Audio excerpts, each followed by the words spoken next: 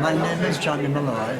I was born in Shop Street, Westport in 1921. I was educated in the convent, the Sisters of Mercy, in the old convent. In Altamont Street? In Altamont Street. Yeah. And later in the Christian Brothers on Castlebar Street, which is now taken over by Dunn Stores. Yeah. Were you downstairs and upstairs there, yeah? I was downstairs and upstairs there. I've heard that before, yeah? I then went to Blackrock College. You done secondary school in Blackrock in Dublin? Yeah, yes. Dublin. Done your leaving cert there, yeah? Yes. Was the leaving cert that time? Both. You done the leaving then? And you could buy the matric? In my time you could buy the matric anyway, yeah. Then I spent 2 years working in Dublin. At what? In the Builders Providers and Timber Importers firm down the North Wall in Dublin.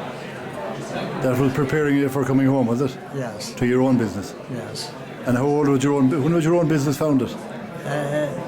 We're not sure, but it's supposed to have been in 1792. 1792, that's a long time ago. Yeah. But, and when you came back home, how big was the business that time? Well, the war was on, World War II was on, and it was a very difficult time in the office. Yeah. And, we had been in the timber importing and coal importing business, and we went into native timber. How many shops did you have that time? Premises? We had two, one in Westport and one in Castlebar. In Castlebar. We had two shops on Shop Street and one in Castlebar. And one in Castlebar. Did you have one in Sligo prior to that sometime? No, later. Later, yeah. Later. Okay. So you came back to Westport? Came back to Westport, and after the war, we resumed importing timber and coal, and that's very relevant here. The harbour, it's not a harbour, it's Westport Quay. It's really, there isn't enough water to designate it as a harbour, in my view. So it's not really a harbour, it's a quay? It's a quay. Yeah. It's a quay site. The harbour, the natural harbour, is down at Rossmilly, where the boats are going of their own accord. For the very good reason that there's water there, they can float. Yeah. And was Rossmoney ever used for ships? It was in Schleier Harbour, west of Rossmoney, was used for larger ships, not in my time, but Livingstones were the big importers and users of these huge warehouses. And what were Livingstones importing? They were importing grain, foodstuffs mainly. For? Human and animal consumption, engine made. They had a brewery, did they? They had a brewery and a distillery. And a distillery, yeah. But their main business was foodstuffs generally. Okay. But to go back to your own time then, what was it like living in Westport when you were in the 1930s and 20s and when you were young? Pretty good. Great. Poverty was rife. Was it? The economic war was on. The key was... Hello, Bertie. Go on, say hello to him. I saw so. Carrying on, as you saw. Great to see you here. Yeah. Great. And keep it up. Really. When are you going? When are you going to it? Finish them, so. I'll be in contact. You do enough of them tonight, anyway. Well, I'll get one or two, yeah. So, how did you pass your time when you were a young fella? Huh? How did you pass the time when you were a kid? Say a teenager. Were you in the sport or? I was in the rugby club and I was in the boxing club. Yeah, in the boxing. And when did you play rugby then? What time? Or they talk to you again? Hello, brother. What years would you play the rugby? In the 40s and 50s. In the 40s, yeah. 50s, yeah. Were you playing with Stephen Walsh or were you ahead of him? Or I was ahead of him. you were ahead of Stephen, yeah. How long do you think the rugby club, when was it formed first, do you think? Well, in my opinion, it was formed in the early 1930s or 20s by Joe Gill and his brother Lord. There was a few of them in it. And Do you remember it? Did you remember them guys playing? Yeah. oh, I don't know. Yeah. What position did you play in yourself? Anywhere in the back line. In the back line. You were fast. From half. Were you fast? Huh? You were fast. Well, that was the only thing I had, the speed. A And, short burst. and where did you play the games? Huh? Where did you play the games that time? We played it out in British Father Angeles Park, Oh, the Coinsfield, was it? Coinsfield. You played rugby up there, did you? Yeah. And who was on the team when you were on it? Oh Lord, they're all dead. They're all dead, but can you remember some of their names? I can, of course. Pierce Gill used to play out half. Jim Ryan used to play scrum half. His brother Peter is still alive. Peter was a very good centre. I saw him the other day, I was talking to him on the street, yeah. Peter was a very good centre. Yeah, so I believe, yeah. John McBride. We had a great forward. We were the forward who would have played for Ireland. Oliver Duncan. He was killed during the war. Was he a local? He was. Really good player. Oh, he was an outstanding player. What position did he play? He was the second row. Second He row. played in the second row. Was he a big man? We weighed him when he was 17 years of age. He was 17 stone hard. It was hard as that. He was a big man. He was grown up in Belgium. And who used to play at that time in the games that time? We used to call it bacon and cabbage, Westport and Castlebar, and Ballina, and Galway, for instance, and Regions. Regions, and And there was a rugby club in Castlebar that time, there was? on and off. On and off, yeah. From us, yes. I gave up rugby. The last match I played was in UCG, against UCG. And they ran rings by the way. And I left the tongues after me in the shower. Did you win it? No, Did you ever beat them? I realised I was past it then. Did you ever beat them? When we give them a run for the money, we did that now and again. They used to be strong that time because they had a lot of doctors, male doctors, and they matured. Nowadays they're mostly females, so they don't get a team. So you were doing a bit of sailing, did you? I refed then for You ref for a while, did you? I refed for a Refereed, yeah. few years after that. Oh, man, yeah. As a matter of fact, I was offered the touch judgeship in one of the internationals, but I hit my head down. You declined. Declined. I should keep out of trouble. It would have been a great honour, wouldn't it? Well, it was, but I just kept it quiet. Yeah, okay. Are you a naturally shy man, are you? Huh? Are you a shy man, no? That's really no. I'm talking to you now. I don't know what You're that not too bad, means. yeah? You're not too bad. And so you were in Shop Street then. I remember in the shop in Shop Street, you had them tills for you. Put the, That's right. What did you call them? There was a name of them things. You put the money in and Cash pull it. register, yeah. What did you call them? Cash registers. Yeah. And the money used to go along a little line up to the. No, that was Gibbons's. That was Gibbons. You didn't have them. No, we didn't. Oh, I thought you had them. Yeah. So Westport has changed a lot over the years since you were a young fella. Oh, it has, yes. When I was a young fellow, the key was the centre of activity. Was it? Yes. And what was happening in the quay that made it a centre of activity? First of all, the livestock trade. Cotton and Mark exporting cattle. There were regular sailings to Liverpool and Glasgow. And McBride's did a huge coal business. And flour was a very big import. The Liverpool and Glasgow merchants kept agents here permanently.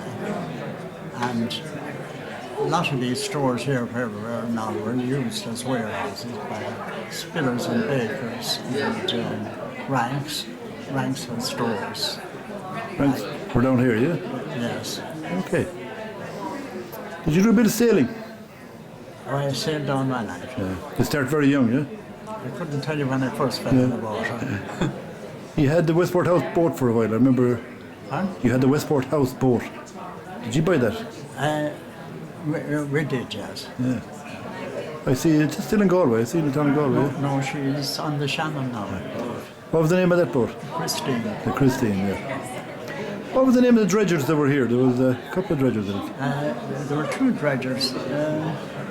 The first one was the Ross Lee. She was an old steam dredger. And the next one was the Rothschild. She was a very, very good dredger.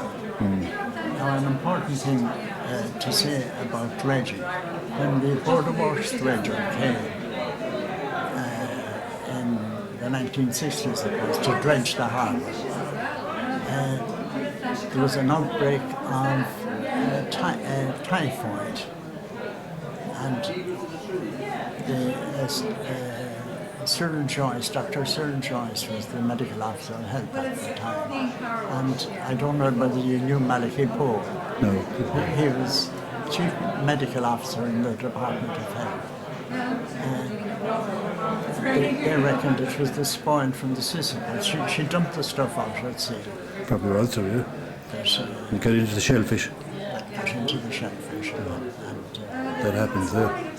So if they start dredging again, they want to be careful that something similar doesn't happen. Who worked in your shop in town?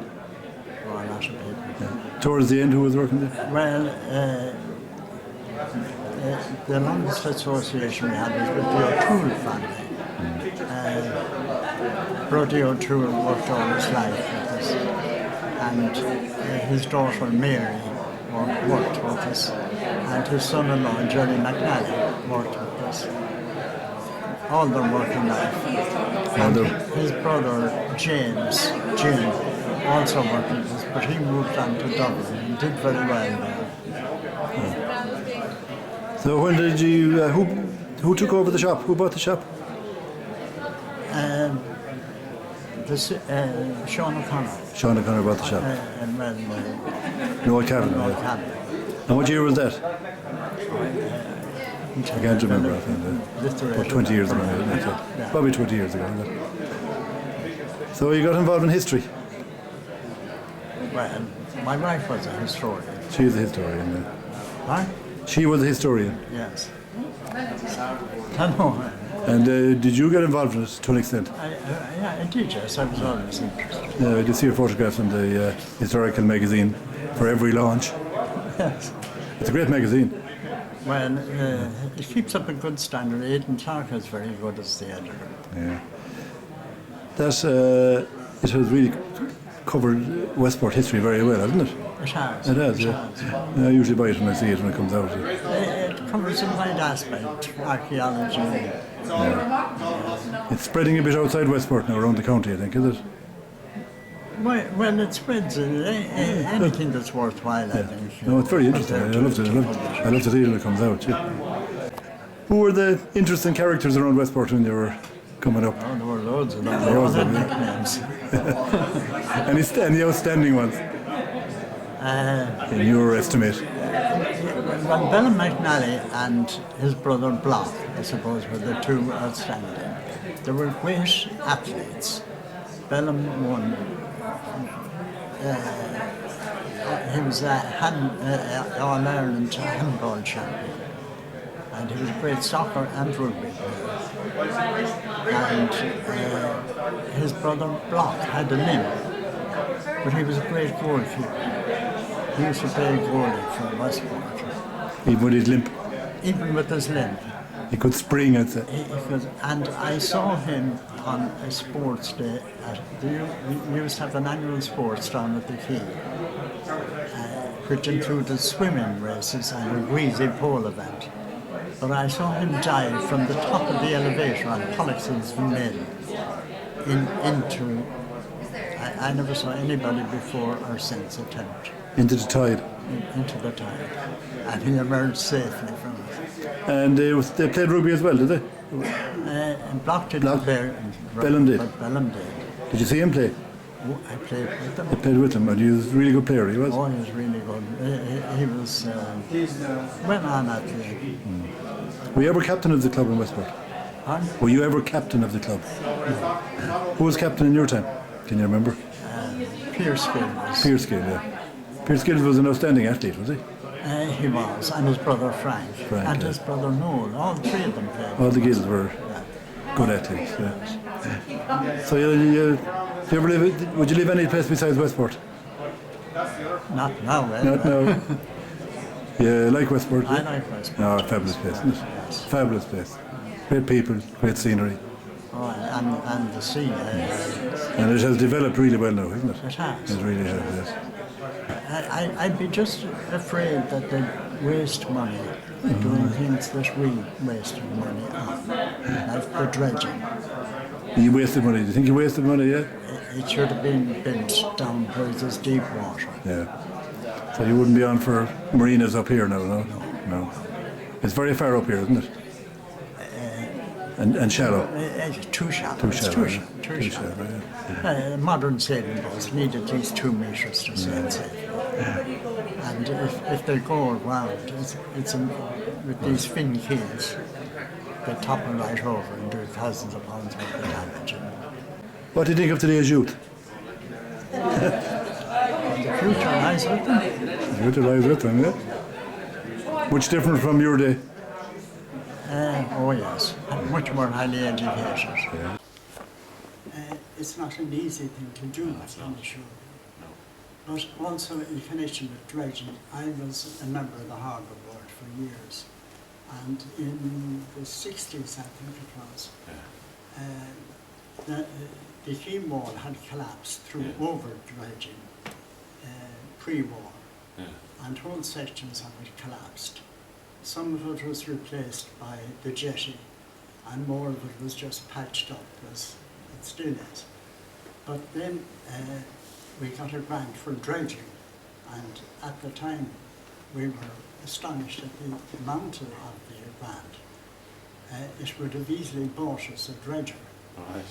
But the Board of Works insisted on using their dredger, and it was the aptly named Sisyphus. And I don't know what, if you're familiar with Greek mythology, what Sisyphus' fate was. But she dredged and ran out of money, of course, before she started up at the main gate where you are, and dredged. And within 3 years, we were back to square one. Yeah, yeah. Yeah, I was importing at that time. it's not, a marina is not simple for Westport. We are very far inland. In fact, Clifton is going through a parallel process with us. They're also looking at the similar thing. But the one thing I will say about a marina, my sister administers, she's administrator there in Dunleary Marina, and she will tell me that about between 85 and 90% of the boats never actually leave the marina.